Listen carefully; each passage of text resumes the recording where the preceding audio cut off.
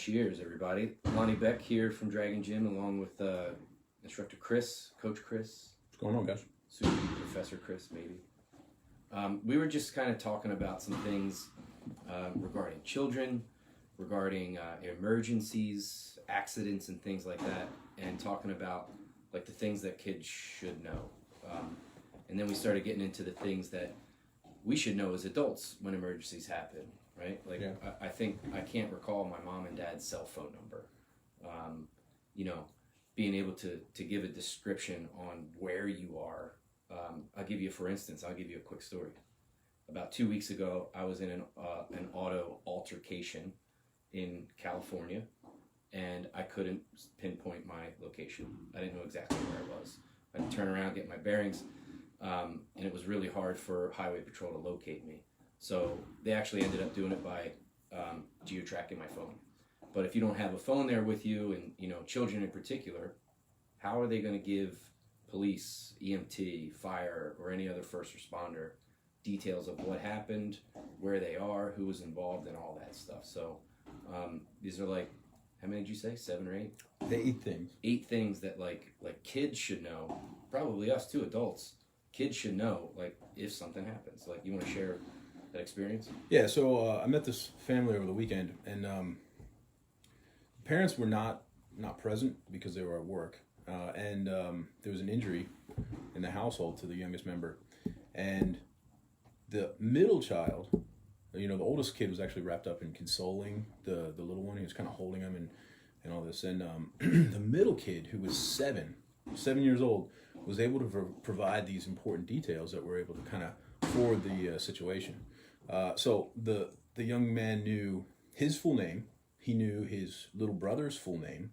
He knew his older brother's full name, which, that's not a big stretch, but you never know. And then he knew his phone number. He knew his mom's cell phone number, and his little brother's date of birth, his date of birth. He knew his address that they were at. And I think that goes back to what you were saying, is like, you may be home, or something may happen at home, but you also need to know where you're at. Like, right. If you're in a mall or a grocery store or something like that, your little one should know where they're at all times. And I do that with my son who's 7, which honestly I'm not certain he knows all these things. We go somewhere and say, hey buddy, how do we get out of here if there's a fire? And it just, it seems like an obvious answer, but it keeps him thinking a little bit about those sorts of situations. But anyway, this young man knew his little brother's age and weight and date of birth, which his weight blew me away. I mean, like, I don't even know half the people I know's weight, so he knew his little brother's weight. And, the other thing is, like, it's kind of a debatable thing. Every family is a little bit different, but when it comes to cell phone access for young kids, like, some families are all about it. Some kids are, some families are really against it. That kind of is up to you. But if they have responsible cell phone access, can they reach you? Like, is your phone number programmed in there? Do they know your phone number off the top of their head? Can they, and do they understand what 911 is and how to access it? Which I presume that the older child actually called 911. I'm not really sure. And then another big thing I think a lot of parents don't even really consider is, like, can your child formulate a useful and coherent narrative about an event that occurred? So I think a kid's ability to do that comes back to how much practice they have in being in the moment. And if you think about the way that kids are now, and like every generation before this generation is always like, our generation used to do it much better and different, and kids are not the same, which is true. But like, if you think about what kids are doing now, like, very rarely, and even adults at our age, are paying attention what's happening in front of us right now. Like, you drive down the road, and at stop signs and red lights, people are on their phone. So we all have this inability to articulate what happens because no one's paying attention, right? Very few people are actually paying attention. So, you were talking about the phone. I think, like, they make these cell phones now that don't have internet access, that don't have social media access. I believe my sister has them for her boys. Oh, yeah. And I think they're called like a Go phone or a Gopher phone. I'll post a link up on there, but it gives the kids to be like, have mom and dad's information in there. You can text, and 911 can geolocate it. That's a big one right there. Is, you know, the geolocation that's becoming very prevalent. But if you have no device, there's no geolocation available. Right. So, you know, that big thing with the narrative, you may not think about it until it's, you know, important. But if you're not involved in the situation, maybe for whatever reason you're not present, or you're the person that's incapacitated, the ability for a younger person to explain to somebody that's helping the situation what happened with enough detail but not too much, and, you know, a nice clear sequence of events is really, really important. I mean, there's certain things, like if, you know, a little kid consumed a poison or something, like what color bottle did, you know, the little person drink from, or you know, there's a million examples. Yeah, but was it Daddy Swill or was it Fabuloso? Right. You know, you can be able to like figure out then what type of medical attention that kid might need, and all that stuff. It's huge. Yeah, and then I think one of the most important things, and this goes for any person of any age, is the ability to stay calm under stress. And what blew me away about this little person, actually the entire family, is that they were all very calm. You would think that if you see your little brother get hurt or injured in such a way that they're not responding the way they normally do, you might lose control of your, you know, normal faculties. But this little person and his older brother were calm and cool as cucumbers, and that really, really helps. And then, you know, when you have a little person, they feed off how you respond. So if you start freaking out, they're going to mirror that. You know? So, like, how do you teach a kid, like, even adults freak out when something happens, right? You know, how do you teach a kid or an adult, like, that when something happens, everyone knows that being calm is the best way to get, you know, safe, to get information to the people that need it, to get help, whatever that might be. And there's a guy that I follow, and he's a former Navy SEAL, and he says, if you want to hurry up, slow down. It's like, slow everything down, slow the way you think, slow the way you respond, because then everything's done deliberately. Like, is that training? Is that innate? What is that? That's a good question. I think, at least in my experience, it kind of follows with that OODA loop thing, where... Explain the OODA loop. Well, what the OODA loop is? Yeah, real quick, the OODA loop is basically, it's an acronym for Observe, Orient, Decide, Act. So every decision you make, sometimes in the neighborhood of quarter to full second time frame, you kind of observe yourself in your surroundings, you orient yourself in those surroundings, you decide on this course of action, and then you act on it. And that's everything from tying your shoe to, you know, using a fire extinguisher and so on.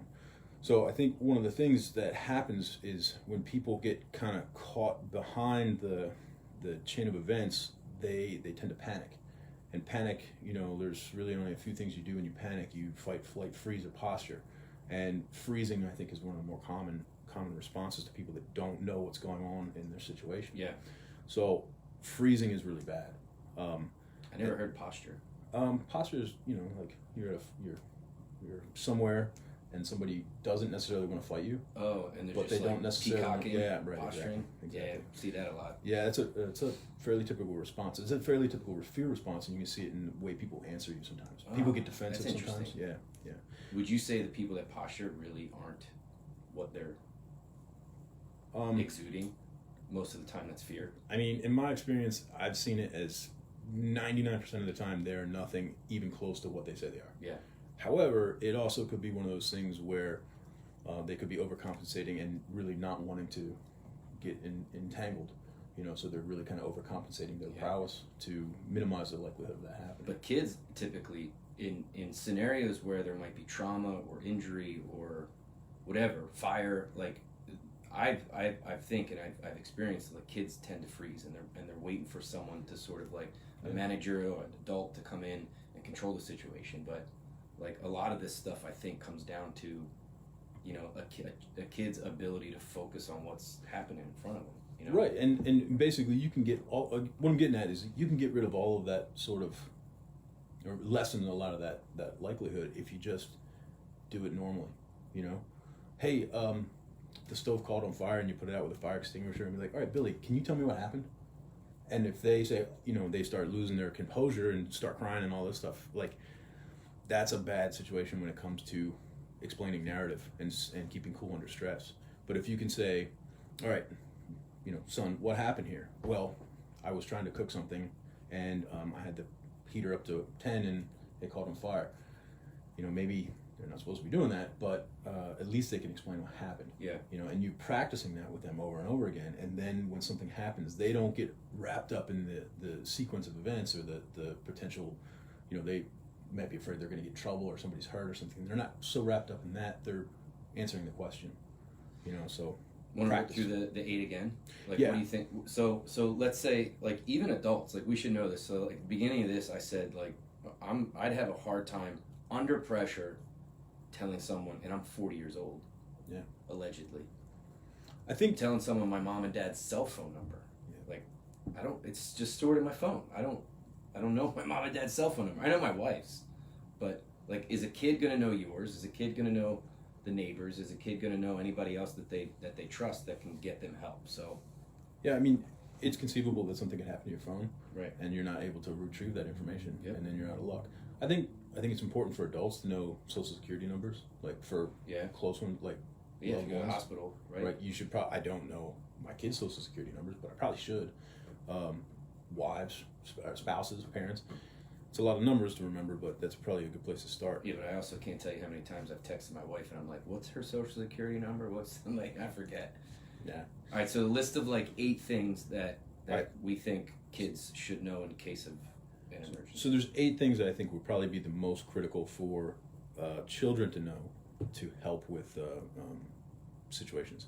First would be your full name, you know, not just mommy or daddy, but your first and last name, your phone number, or however they're best able to access you, whether it's work or home or cell or whatever, their date of birth and your date of birth, their home address and or their location. So if they're at home, obviously, knowing your home address if you're away may not necessarily be the answer unless they're trying to get back to home. So it'd be good to know their location and home address. Information about their siblings. So a lot of times older siblings are in charge or feel the need to be in charge of younger siblings. Mm-hmm. So if they're both separated and they don't know what their little sibling's name is, Right. well, that's kind of ridiculous, but they don't know their birth date or something like that, that's Right. not going to help.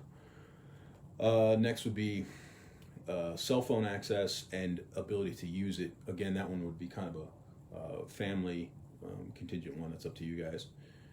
The ability to tell a narrative or explain what happened in useful terms. And then the last one would be stay calm under duress. The other thing with all of this is teaching your kids who is allowed to get that information from them, right? So now they have this vault of information, like, you know, all of this sensitive information, their date of birth, where they live, what their phone number is, where their mom and dad work, what their little brother's phone number is. And, you know, it's like, hey, listen, you don't give this to just anybody. Yeah. You know, if obviously if like 911 was called, you give it to the police officer, you give it to whatever first responder, because those people can be trusted with that information. Those are the ones that need that information. So that's almost like another topic Yeah. of a video or something like that. Yeah, I mean, giving the kid the ability to, or helping the child understand the ability to when and how to use this information is Right. pivotal. I mean, it could be one of those situations where, you know, your child gets separated from you at the grocery store and it's just a passerby that finds them. Right. And they say, well, what's your mommy's phone number? And they're able to give you the phone number and that person is able to call you and you guys can find each other. That's Yeah. a legitimate use. Of course. But, you know, there's all kinds of illegitimate situations that could go on. So Yeah. I think it really comes down to talking to these children in a way that they understand about, you know, pretty heavy things. And I think, like, you know, training this stuff at home, you know, teaching the kids, like being deliberate as a parent is something that's really tough to do because, you know, we're all working, the kids have stuff going on at school, and then it's like when we get time together, it's like, all right, we're supposed to train this stuff too. Like, I think so. Yeah, I think that's part of our role as a parent is to, you know, making sure that these kids understand all of this information, what they can do. I mean, think about what's at stake.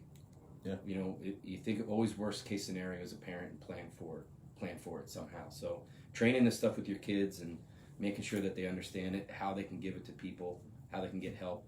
You know, the other thing is if you're at home and something happens to you and you're not able to, you can't get up, you can't call, you can't, whatever that might be, like your kid could be the one that helps you out of that predicament. Yeah, I mean, so many parents, you know, they do everything for their kids, and you know, the kids may be the ones that have to do something for them. Yeah. So cool. Well, you know, if you guys have questions about this stuff or, you know, how we can help maybe, You know, we do a lot of like info delivery with kids and training with kids and stuff like that. So hit us up. Thanks for coming, watching. guys. See you later.